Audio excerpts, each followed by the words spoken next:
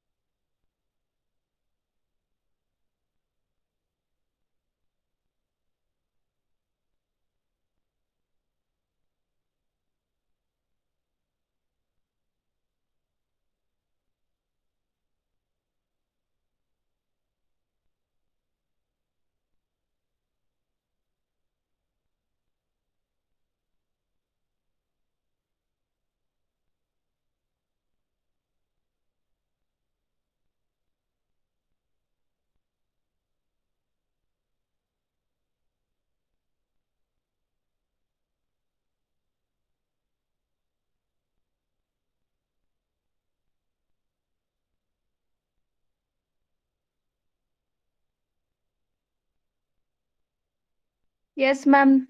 I would like to read. Okay. Yeah. Thank you. Thank you. Please proceed. A demultiplexer is a combinational circuit that is designed to switch a single input to multiple output lines by the application of control signals. This selection of one output line from amongst the multiple outputs available is facilitated by the separate input lines called the selection lines. A demultiplexer thus performs the opposite job of a multiplexer and is also known as a data distributor or simply a Demux. Should I read the next paragraph, ma'am?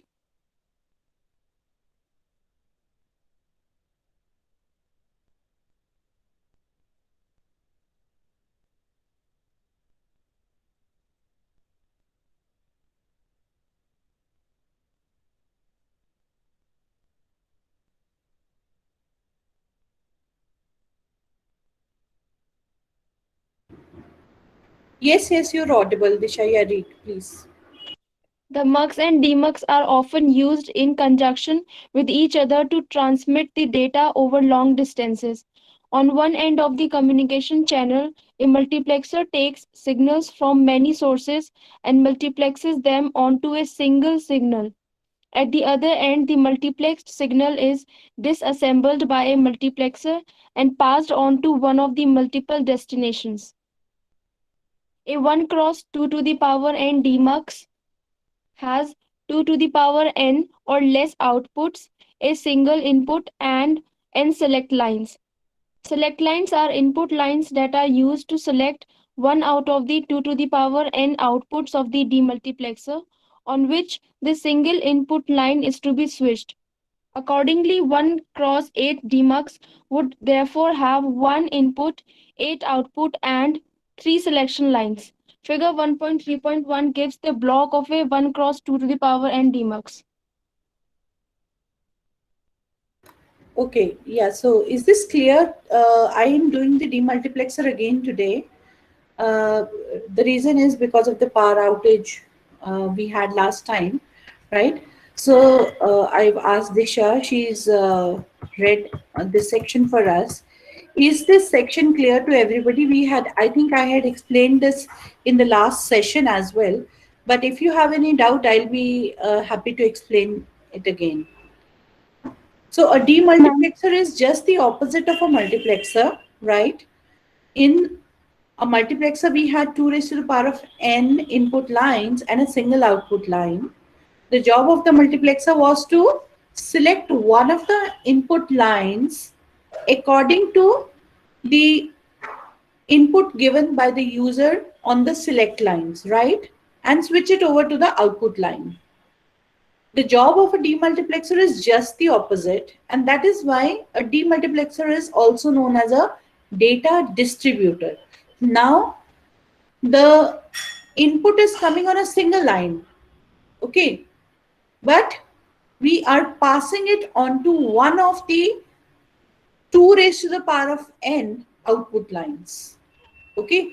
So this time the input line is a single line, and out of the 2 raised to the power of n output lines, I need to select one output line according to the combination given by the user in the select lines. So which output line to select, the user tells me by feeding in the corresponding input combination in the select lines. Is this portion clear to everybody? Yes, ma'am. Yes, ma'am. Yes, ma'am. Yes, ma'am. Any problem up till now? No, ma'am. Right. No, So ma'am. this is the correspondingly, you can see that this is the block diagram. Okay, this is the block diagram of a 1 cross 2 raised to the power of n Demux. Okay, so a single output line. How many, a single input line, I'm sorry. How many output lines?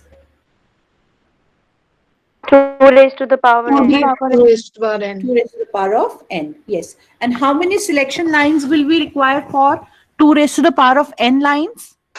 N. And 10. N. N, right? Yeah. Now, where are the demultiplexers deployed? Before we proceed to design a demux, let's see what are the possible applications, practical applications. So the first application I had also discussed last time. Let me again go over it. So as we've just read, the mux and demux are generally used in conjunction with each other. Okay, when we are transmitting the data over long distances. So at one end we have, let's say, data coming in from 4 sources. Okay, I put a multiplexer there, right? Now depending upon which input line the data is coming from, the user feeds in the corresponding select lines, and the data is taken from that input line and it is switched on to the output line, right?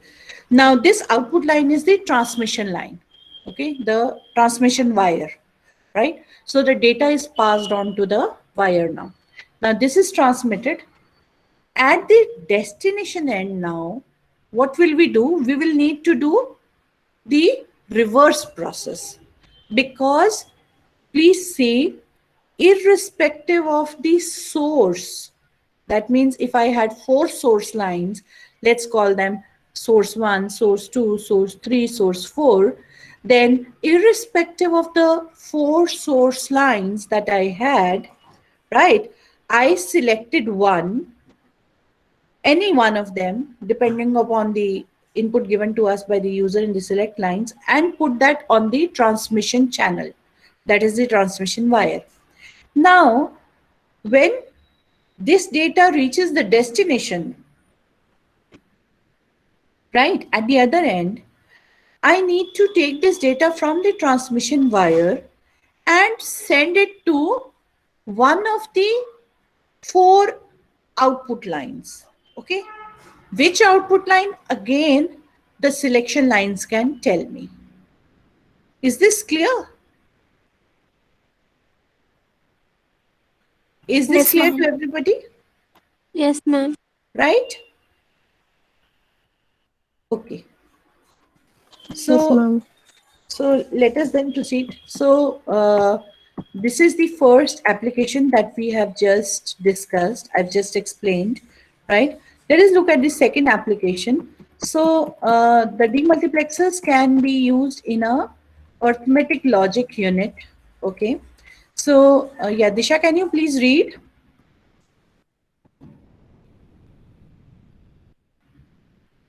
Disha, can you please read? Yes, ma'am. Yeah.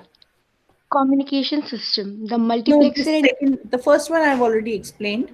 The second application I want you to read. ALU, arithmetic logic unit. In an Yeah. ALU circuit, the output of ALU can be stored in multiple registers or storage units with the help of demultiplexer. The output of ALU is fed as the data input to the demultiplexer. Output of demultiplexer are connected to multiple registers, one of which can be selected depending on the selection lines to store result.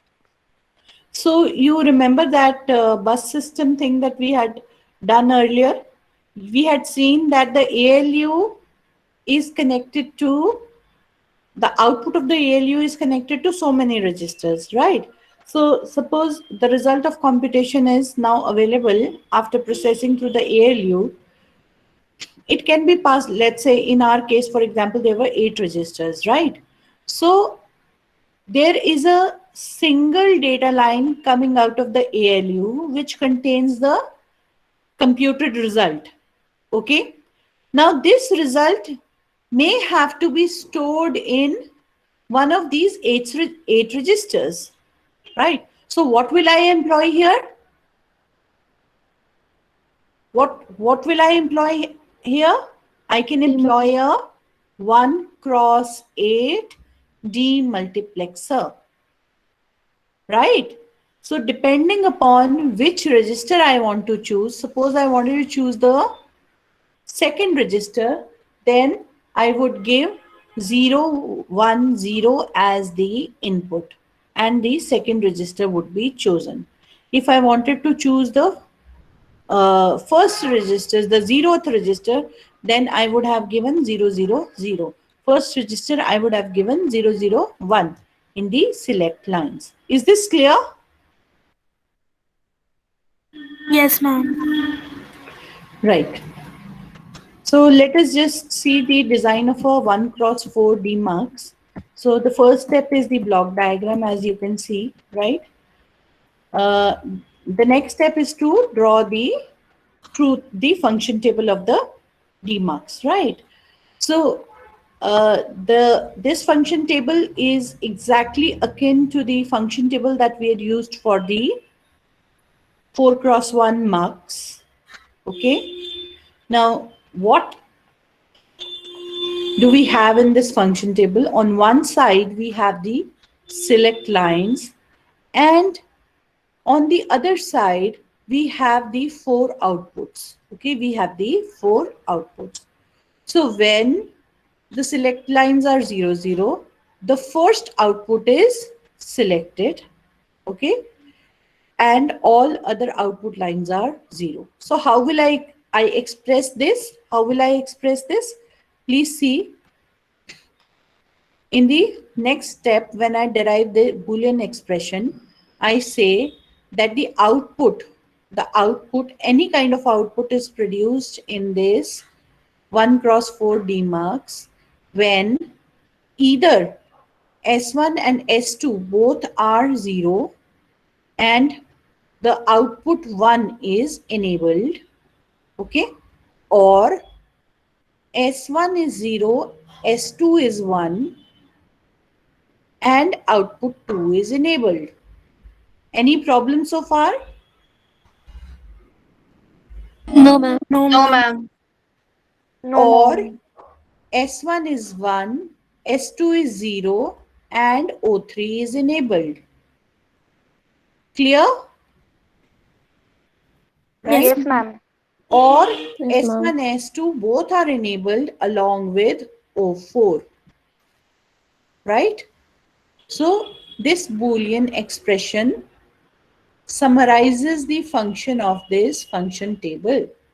Okay. And now, in accordance with this Boolean expression, in the last step, we are laying down this circuit diagram. Okay? Is there any problem anywhere?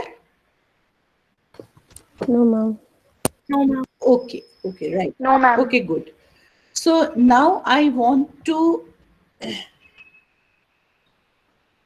start with the next topic, which is the decoders. Okay. Please let me know when my screen is visible to you again.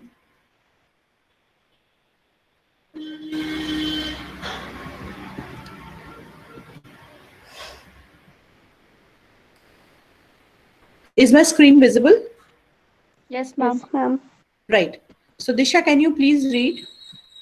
Yes, ma'am. Yeah. Discrete quantities of information are represented in digital computers with binary codes. A binary code of n bits is capable of representing up to 2 to the power n distinct elements of the coded information. A decoder is a combinational circuit. Just a second. Yeah. Please continue now. A decoder is a combinational circuit that converts binary information from the n-coded inputs to a maximum of 2 to the power n unique outputs. If the n-bit coded information has unused bit combinations, the decoder may have less than 2 to the power n outputs. The decoders presented in Is this this section clear to everybody what we have read? So what is a decoder now? Decoder, as the name suggests, gets binary information. Okay, it gets binary information, a binary code, and it decodes that code. Okay, so what does this mean? So suppose it is a 3 cross 8 decoder that we are talking about. Okay, then this decoder has, can you see this figure that I'm drawing? Yes, ma'am. Yes, Is it ma'am. visible to you? Yes. Okay. So please let us draw this together. So such a decoder will have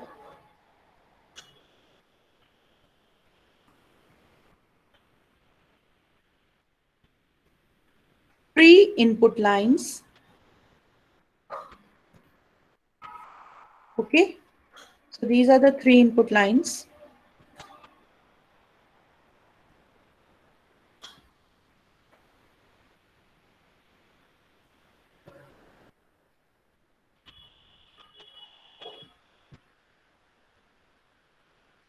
And 8 output lines. Okay.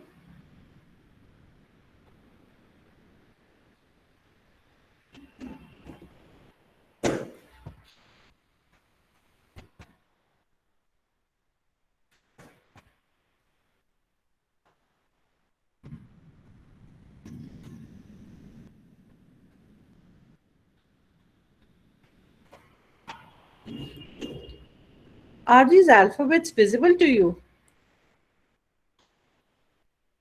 Are these alphabets visible to you? Ma'am, dots are visible, not Oh, yeah, alphabets. why? I don't know. What is happening to this? Let's see.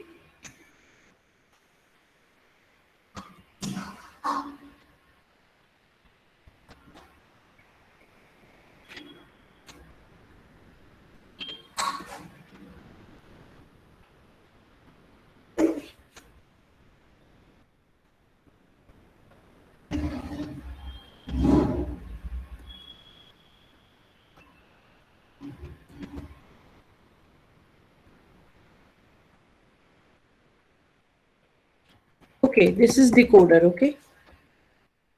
Right, so this is a 3 cross 8 decoder. So I have 3 input lines here, and this side I have 8 output lines. Okay, so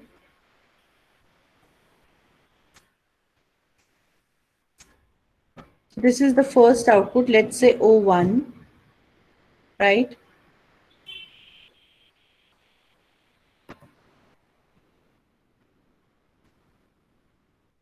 This is O1 up till O8, right?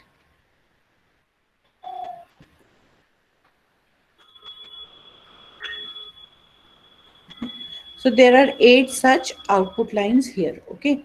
Now what is the job of this decoder? When I give it 000, then it will activate the first output. So you can view this as, let's say, a circuit with which 8 bulbs are attached. Okay, there are 8 lights which are attached.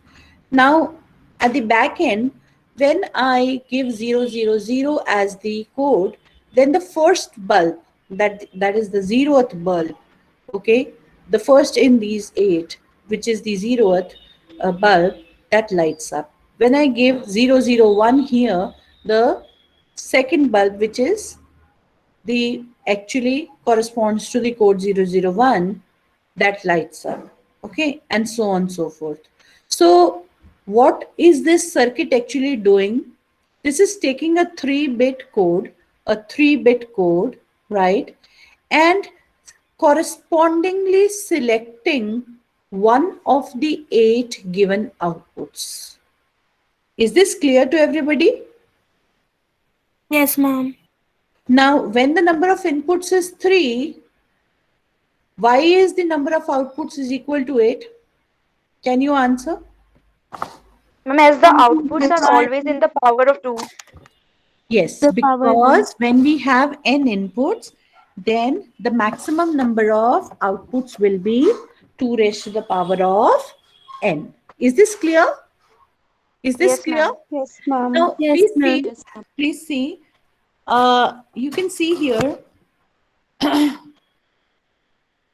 the decoders presented in the sections are called N to M line decoders, where M is 2 raised less than equal to 2 raised to the power of n.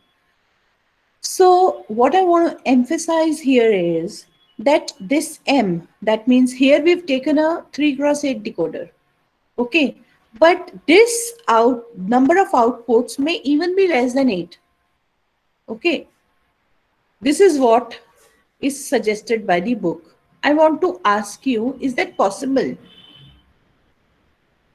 Do you think that is possible? That is true?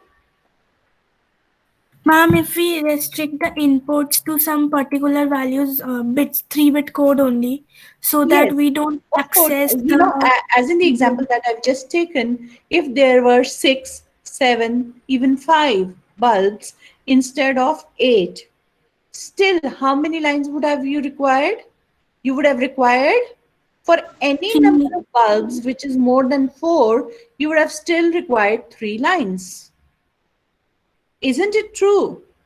Yes, Yes, ma'am. Yes, ma'am. ma'am. Yes, ma'am. Right. So that is the purpose of writing n less than equal to n. N is to m decoder where m is less than equal to 2 raised to the power of n. So their purpose is to generate 2 raised to the power of n or fewer binary combinations of n input variables. Is there any problem, beta? So the No, job ma'am. of decoder is pretty simple. It is clear to everybody. Ma'am, Yes, ma'am. can you just repeat what you said? Like m less equal to 2 raised to the power n. Okay. Yeah. So are we saying that these number of outputs could have been a 3 cross, you know, 7. The number could have been 7 here or 6 here or 5 here. Why am I saying that? Because please see, for any number which is greater than 4, if we had, let's say, 4 bulbs here, for example, I would have only needed 2 input lines, right? Yes, ma'am. Now, as soon as this number goes on to even 5, I cannot work with 2 input lines. Yes, ma'am. Is this clear now? Yes, ma'am. Yes, ma'am. So, for any number which is between 5 and 8, okay, we require 3 input lines. Is this clear? Yes, ma'am. So, that is why we say a n cross M decoder, where M is what? M is at the most 2 raised to the power of n, but it may be any number which is less than 2 raised to the power of n. Is this clear? Yes, ma'am. Right. So the first step is drawing of a, when we try and design a 3 cross 8 decoder, please see the first step is to draw the block diagram that we've just drawn. You can draw a better one on a page, right? The kinds that we have been drawing earlier. Let us now move to the truth table of this 3 cross 8 line decoder. So the truth table is as simple as the definition of the decoder itself. Please see, these are the 3 inputs and these are the outputs. Okay. We see another input here, which is called the enable input. Okay.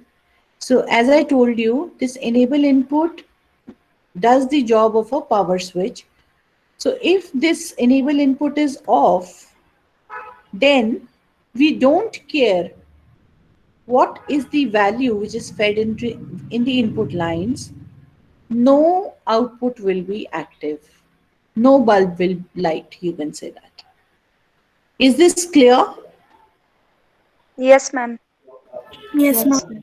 Right? Now, only when this enable input is 1 does the circuit, that means this decoder, does its usual job. Okay, is this clear? Yes, ma'am. So what is the usual job of the decoder? Please see, as we have just discussed, when the combination 000 is fed to this decoder will activate the zeroth output. Is this clear? We may call it O0, we may call it D0, whatever. Is this clear? Yes, ma'am. Yes, ma'am. Right. So when the input is 001, then the corresponding first output is activated. Right? Is this clear? Yes, ma'am. Yes, ma'am. Yes, ma'am. So this is what is happening. Please see that I am feeding in a combination. How would it look like to an end user? That he is giving the combination 000 and the zeroth bulb is lighting. Then he gives the combination 001 and the first bulb gets lighted, and so on and so forth. Isn't this what you would call as the process of decoding? You are given this code and you decode what it means and you light up the corresponding bulb. Yes or no? Yes, ma'am. Right? And that is how this circuit derives its name as a decoder. Is this clear to everybody? Yes, ma'am. Yes, ma'am. So the next step is nothing but to draw the uh, circuit diagram. So this circuit diagram, again, we don't use any K-map or anything to derive the Boolean expression. Rather, we just look at the truth table, derive the corresponding Boolean expressions, OR them, and draw the circuit diagram. Okay, just like we did for the multiplexer and demultiplexer. Okay, so this should not be a problem. I request you to please study these topics from your book today, okay, and practice them and draw the circuit diagram as well, and let me know if you have any problem anywhere. Is this clear to everybody? Yes, ma'am. Right. Yes, Yes, ma'am. ma'am. The next thing that we're going to see today is decoder expansion. Okay. Yeah. Disha, can you please read again? Yes, ma'am. There are occasions when a certain size decoder is needed, but only smaller sizes are available. When this occurs, it is possible to combine two or more decoders with enable inputs to form a larger decoder. Thus, if a 6 to 64 line decoder is needed, it is possible to construct it with 4 to 16 line decoders. Is this clear to everybody? So what are we going to see? In a similar fashion that we saw the construction of a 32 cross 1 multiplexer, if you remember, from two smaller 16 cross 1 muxes. You remember that?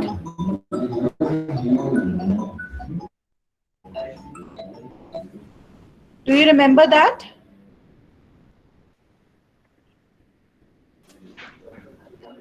Yes, ma'am.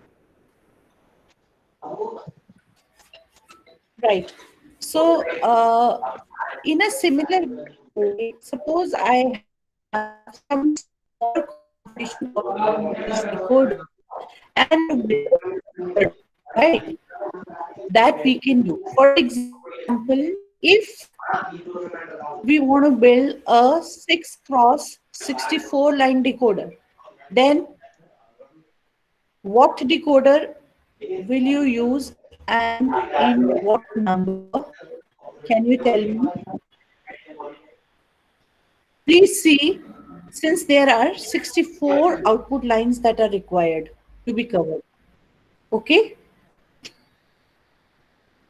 Yes or no? Yes, ma'am. Right? And suppose I have been given 4 cross 6 line decoders, then how many such decoders will be required? 16 fours are? Oh, 16 64. fours are? 64. 64. 4. So So 4. 4 such decoders will be required. 4 such decoders will be required. Is this clear? Yes, ma'am. Yes, ma'am. Yes, ma'am. Let us see a detailed example. Okay? Yeah. Disha, please read on. Figure 2.3 shows how decoders with enabled inputs can be connected to form a larger decoder. Two to the four line decoders are combined to achieve a 3 to 8 line decoder. The two least significant bits of the input are connected to both decoders. The most significant bit is connected to the enable input of one decoder and through an inverter to the enable input of the other decoder. It is Yeah, please see now. Yeah, just give me a second, I'll explain. So, suppose I wanted to construct a 3 cross 8 decoder and I was given a smaller decoder. That is the 2 4 cross decoders. So, the first thing is that I must figure out how many decoders I will require. So, 3 cross 8 decoder means, let's think of it as, I need to be able to support, let's say, 8 bulbs, right? Yes or no? Yes, ma'am. Yes, ma'am. So I need at least these many output lines, right? So if I take two cross 4 decoders, then I'm able to fix up the 8 output lines, right? Now, how many input lines do I get then? 2. How many decoders am I using? I need to use 2 2. decoders. Two decoders. how many 2 cross 4 decoders do I need to use? 2. Two. Decoders. 2. Two 2 cross 4 decoders. Yes. Yes, Yes, ma'am. Yes, ma'am. ma'am. How many output lines will I get then? 8. 4 into 2 is 8. equal to? 8. 8. 8. Eight. Right. How many input lines? 2 into 2 is 4. equal to? 4. 4. 4. 4. Four. I needed only, I needed only 3. Three. 3. 3. 3 3. input lines. Okay. So please see, we are going to make a very beautiful use of the fourth input line that we have in access. Okay. This extra input that we have, we are going to use that as an enable input. Okay. Please see. So what I'm doing is,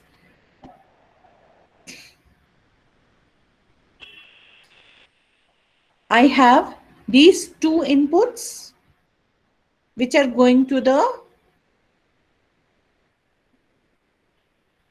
first decoder as well as to the second decoder.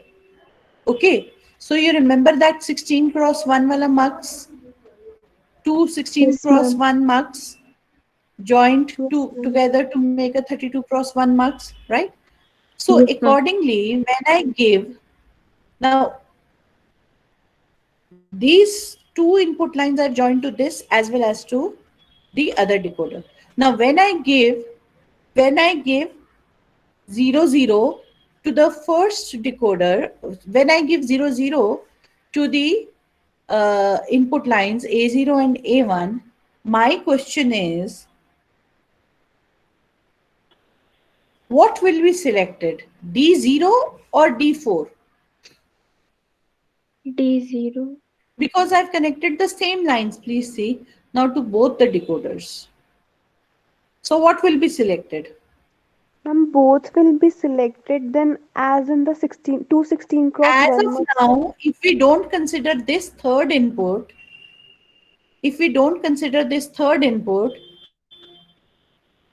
both D0 and D4 will get selected, Yes, ma'am. Yes, ma'am.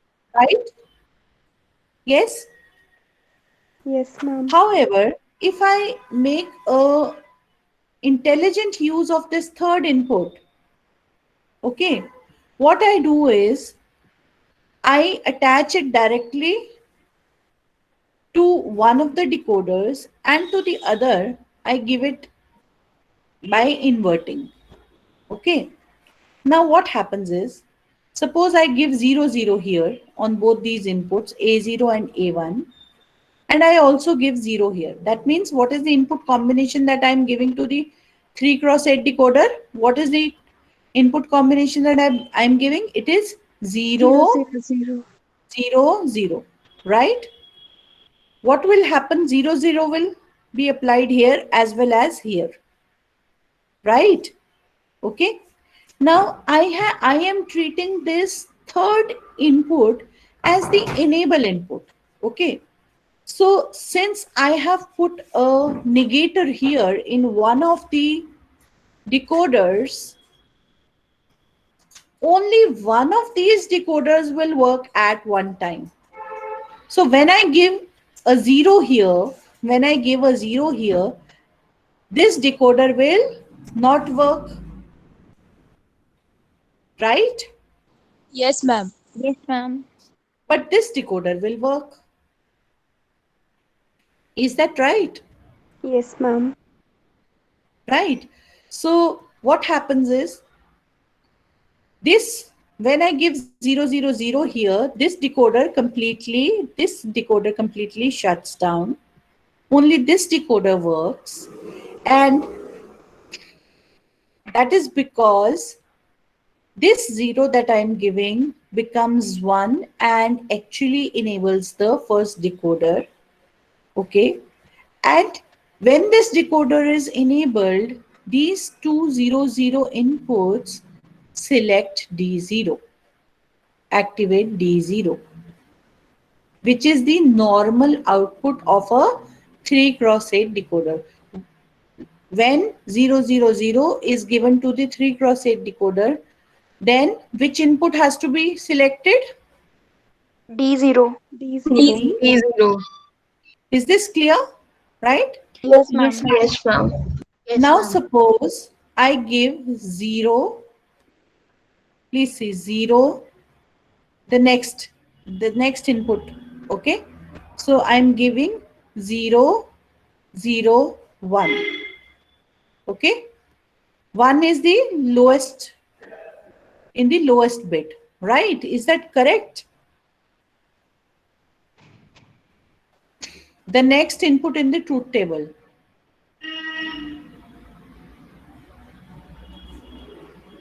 You can see this truth table here.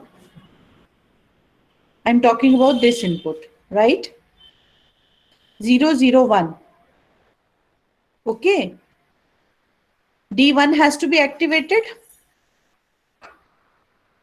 Yes, ma'am. Yes, ma'am. Yes, ma'am. right? Now in this 0 0 1, we are giving 0 to A2, 0 to A1 and 1 to A0, right? Yes, ma'am. Yes, ma'am. So let us see what happens in this decoder that we have made for ourselves. So I give 0, 0 and 1 here, right? Now when I give 0 here, again the lower decoder shuts down. It doesn't perform anything, right? Yes, ma'am. Yes, ma'am. Yes, ma'am. And the upper decoder gets activated because of this enable input, and it gets the input value as 0 1, 0 1, right? So D1 gets activated. Any problem so far? No, ma'am. No. No, ma'am. So we this continues for the first 4 inputs. right? This continues for the first four inputs. Okay. Now, what happens when I give it 100? Now, this is the fifth input, right? Fifth input 100. So 1 to A2, 0 here and a 0 here. Okay. Now, as soon as I give 1 to A2, then the upper decoder is now disabled. It is now disabled because 0 will go to this. The input is complemented and 0 goes to the enable input. And the lower decoder now starts working. Yes, ma'am. Can you see that? Yes, Yes, ma'am. ma'am. Right. Now the lower decoder starts working. And what was the input combination that we've just fed in? We've just fed in 100. Right. So the lower decoder starts working and this input combination 00 selects the first output of this decoder, which happens to be D4. D4. Is this clear? Yes, ma'am. The next input will be 101. So again, this decoder will be activated and 01 gets me D5.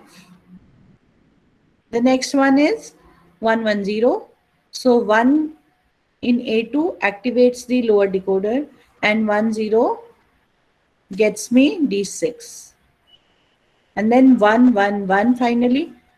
1 in A2 again enables the lower decoder and 11 here selects D7. Any problem? No, ma'am.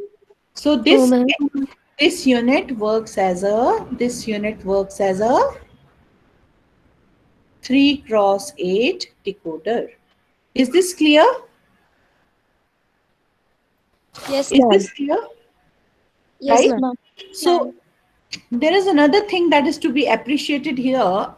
Please see here that when we are joined two 4x1 marks, two muxes of the lower order, the 16x1 muxes, we had to use a 2x1 mux to enable one of the muxes while the other one remained inactive, right? That what was the job of the 2x1 mux that we had put in? To select only one of the two muxes. Yes or no? Yes, ma'am. Right? And we are doing that job here with the help of this enable input. We have used this third input. Since this third input was extra input, which was not required for any of the 2x4 decoders, we have made use of that.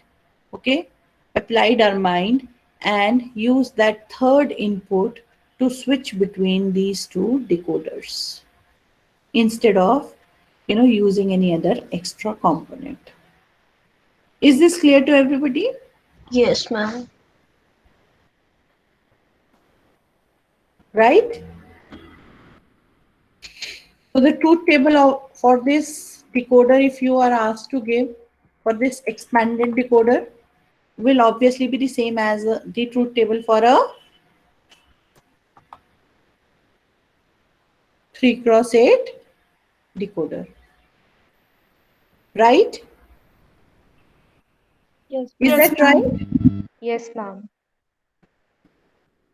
Okay. So I'll stop here today. I think it's more than enough for you to chew on.